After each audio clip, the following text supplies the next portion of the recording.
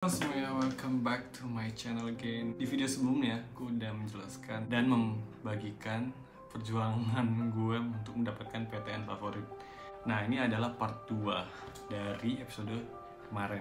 Jadi di video ini gue akan menjelaskan gimana caranya gue membalas dendam kegagalan gue di tahun pertama. Dan akhirnya sampai gue dapet 4 universitas PTN favorit yang nerima gue adalah ITB, kedua adalah IPB, ketiga adalah UI, dan 4 adalah UNPAD. Gimana ceritanya? So, check this one out. Ketika gue gagal nih sebagai PTN dan gue gagal undangan, gue nggak jadi pergi ke Kanada, UBC Kanada karena gue gak dapet beasiswa. Akhirnya gue ke Jakarta. Nah, di Jakarta ini gue tinggal sama kakak gue dan gue intensif full 1 tahun. Itu nggak ada habisnya, pokoknya gue intensif aja. Jadi gue dulu les di salah satu bimbel nih, gue nggak mau sebut mereknya. Pokoknya yang jargonnya adalah bersama Allah menuju prestasi apa masa depan gitu. Pokoknya lo tau lah. Nah, di bimbel itu tuh ada kelas namanya kelas Ronin. Nah, Ronin itu adalah kelas yang untuk pejuang-pejuang SBMPTN yang gagal tahun sebelumnya dan akan nyoba lagi untuk tahun depan. Nah, di situ gue ketemu sama teman-teman gue yang sangat-sangat kayak senasib sepenanggungan gitu. Karena kita nasibnya sama, yaitu kita pernah gagal dan kita mau nyoba lagi tahun depan karena kita tahu kemampuan kita gitu loh. Kayak kita percaya bahwa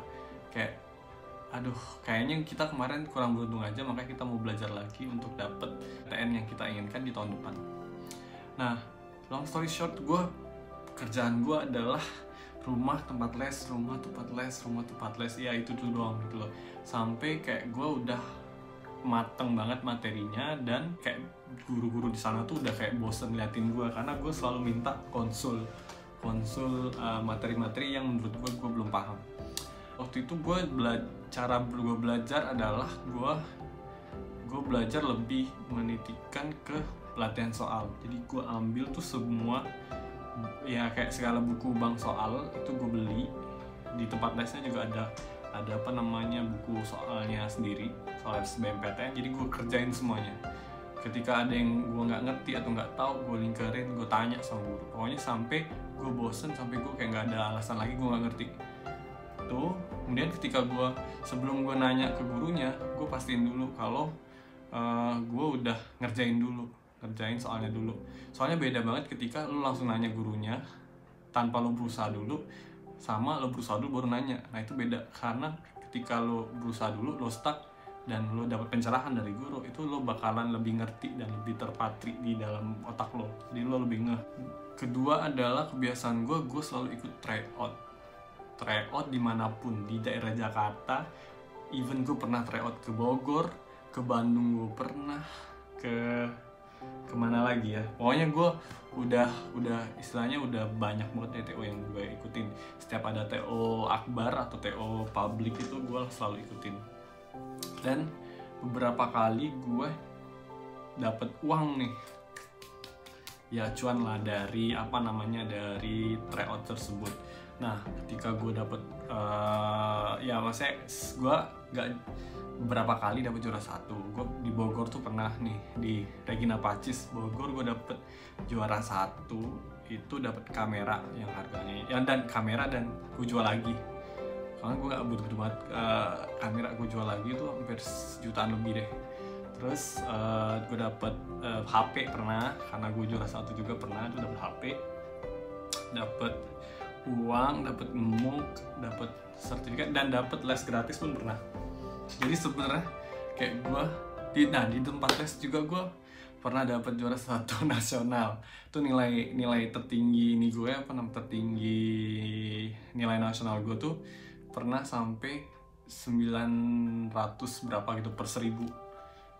Jadi kayak istilahnya tuh gue tuh udah sampai hafal soalnya, maksudnya sudah sampai hafal sebenarnya soalnya tuh akan apa, nanyanya gimana, dan ekspektasi dari pembuat soal tuh apa. Jadi gue udah hafal.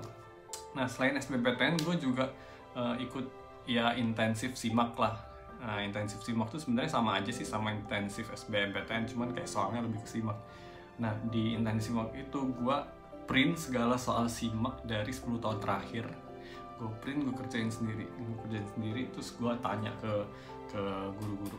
Nah sebenarnya soal SIMAK tuh susah banget guys. In fact kayak berapa guru yang gue tanya itu rada kesulitan untuk menjawabnya.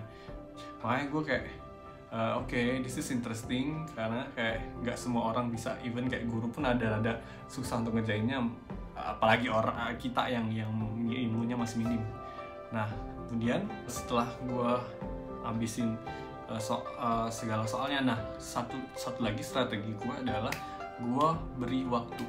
Maksudnya adalah ketika gue ngerjain soal, gue posisikan gue di ujiannya beneran. Jadi kayak gue pakai timer sesuai dengan yang digunakan di SBMPTN asli. Misalnya matematika dasar, TPA matematika IPA tuh berapa, misalnya 90 menit, ya udah 90 menit gue timerin. Jadi segala soalnya itu gue harus selesaiin dalam 90 menit. Dan itu membuat gue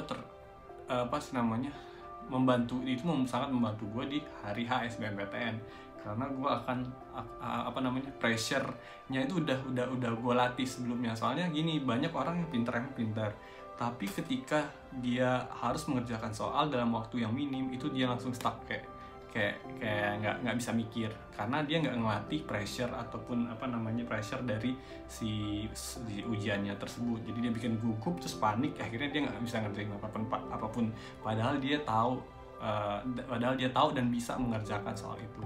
Keempat adalah build your confidence. Ya emang sih agak susah sih untuk orang yang pernah gagal ya, kayak rasa minder, kayak rasa aduh sebenarnya gue bisa nggak sih, misalnya kayak lo hasil TO lo nggak sesuai, itu kayak aduh apa bener ya keputusan gue untuk coba lagi dan sebagainya. Itu kayak lo buang dulu, karena gini, lo tuh harus mikir bahwa lo tuh way ahead of everybody. Karena kenapa? Kayak lo pernah gagal sebelumnya, which is kayak ini lo punya experience yang lebih dari orang lain. Jadi kayak lo harus believe in yourself gitu loh, dan lo harus merasa bahwa kayak lo punya pengalaman yang lebih dari orang lain. Apply segala macam tes yang buka. Jadi gue kemarin apply SBM, gue apply SIMAK, gue apply USM IPB, gue apply segala macamnya gue apply.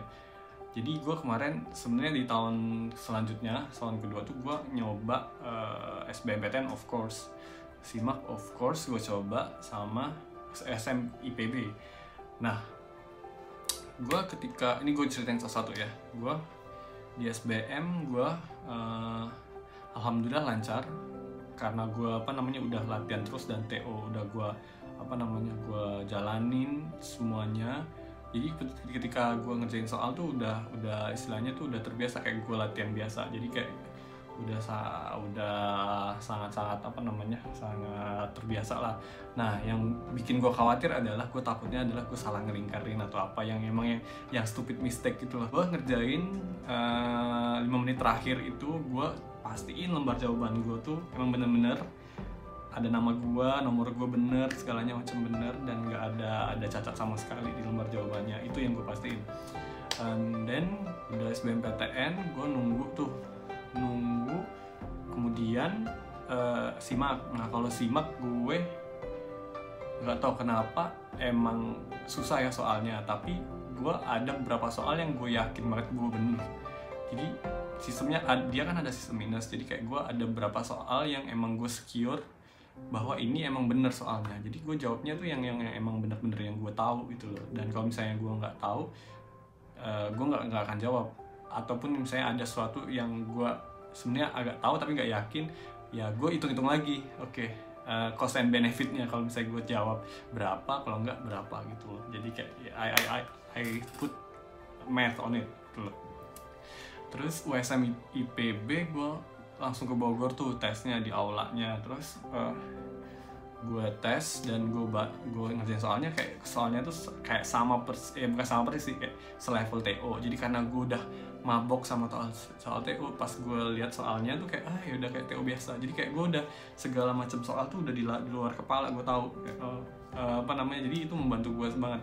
Gue udah ngabisin jatah salah gue tuh sebelum tes gitu loh. Jadi kayak ketika tes tuh udah kayak tinggal yang benernya doang. Makanya gue kayak ya setelah gue ujian semuanya baik SBM, SIMAK, PSM itu gue udah confidence duluan karena gue yakin sama kemampuan gue. Jadi kayak ini nggak mungkin gagal karena gue udah istilahnya udah kerja keras. Jadi kayak udah ada feeling oke, kayaknya ini gue akan dan tibalah pengumuman. Nah pengumumannya tuh SBMPT, gue lupa urutannya mana dulu, tapi kayaknya SBMPTN. Nah SBMPTN keluar, terus tiba-tiba gue dapet stay ITB.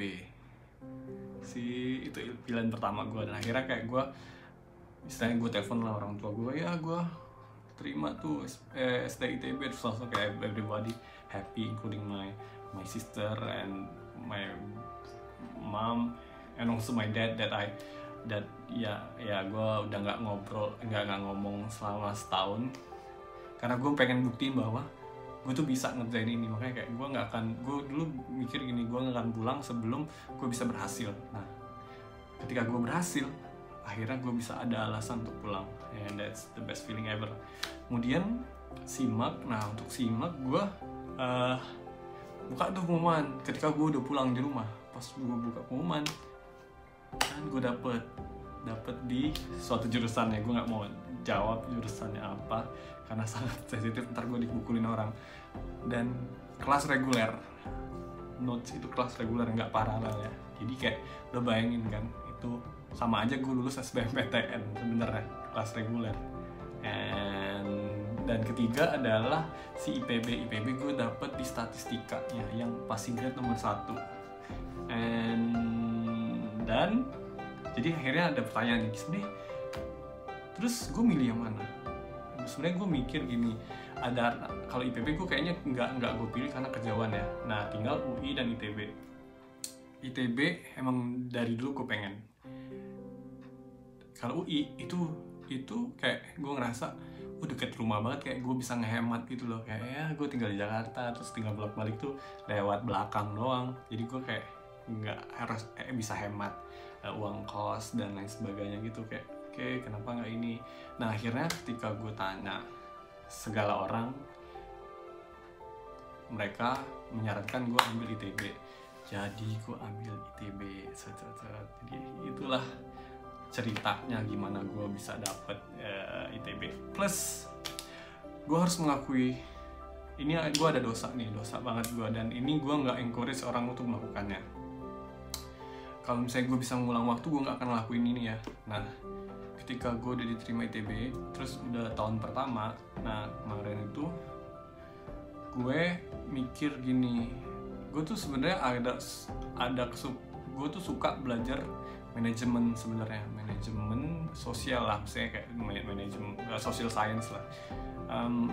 Terus tiba-tiba gue so ide ya kenapa nggak gue ikut SBMPTN lagi. Jadi gue ikut lagi tuh SBMPTN, ambil IPS dengan asumsi bahwa gue bisa kuliah 2 gitu loh, ITB sama Unpad. Karena gue pikir kalau Unpad manajemen tuh di kampusnya tuh deket banget sama kampus gue, jadi kayak gue bisa di 2 kuliah S1 di 2 tempat waktu itu ya gue mikirnya. Terus akhirnya gue daftar dan gue nggak belajar sama sekali, seriously gue nggak belajar sama sekali. Gue tiba-tiba lulus SBMPTN selanjutnya.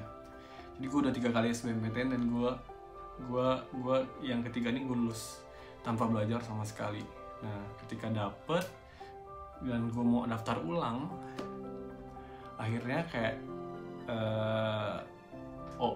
om gue dan keluarga gue sih mikir gini, ya apa nggak kamu akan ini ya keteteran ya kalau misalnya kamu bikin 2, kayak nanti takutnya kamu nggak selesai di TB-nya dan nggak selesai di Unpadnya. Jadi kayak ya coba kamu pikirin lagi. Dan akhirnya gue mikir ya udah, akhirnya gue nggak jadi Dan gue menyesali hal itu karena kayak tempat gue itu bisa saya banyak banget orang yang pengen ambil manajemen Unpad, tapi karena gue egois ngambilnya tuh orang itu nggak bisa ngambil gitu, dan itu gue harus akui gue salah. Makanya kayak gue menyarankan sama orang-orang kalau misalnya kalian nggak yakin untuk ngambil itu jangan ngambil, soalnya itu tuh kayak jatah orang lain gitu loh. Nah itu yang gue nyeselin dan gue nggak encourage kalian melakukannya. So itulah perjalanan gue dapet PTN favorit gue. Emang lika-likunya sangat-sangat banyak, and then ya akhirnya gue bisa membuktikan bahwa gue bisa mendapatkan apa yang gue pengen gitu dengan bekerja keras, of course. Kuncinya adalah perseverance kalian gitu loh, sebetapa kalian pengen PTN itu, kalian akan melakukan apapun untuk dapatkannya. Jangan pernah menyerah gitu. Ntar lagi SBMPTN nih, yang bagi yang nonton terus baru kayak ya deg-degan SBMPTN, gue mau ngucapin gini aja sih sebenarnya, kayak jangan gugup, kayak do your best gitu loh, and let God do the rest. Karena sesungguhnya ya kalau rezeki nggak lari kemana, ketika kalian udah usaha semuanya tinggal ya tawakal aja sama Tuhan gitu loh. Tuhan tuh akan menentukan sebenarnya kalian bagusnya di mana. Nah in my case Allah itu pengen gue untuk mencoba tahun depan dengan supaya gue belajar tentang diri gue sendiri. Soalnya gue jujur, gue kemarin tuh nggak tahu sama sekali tentang diri gue, dan ketika gue ada gap year, gue belajar banyak mengenai diri gue tuh siapa dan apa yang gue pengen. So yeah, that's it for me, and I hope you enjoy it and semoga bermanfaat. So don't forget to subscribe and see you.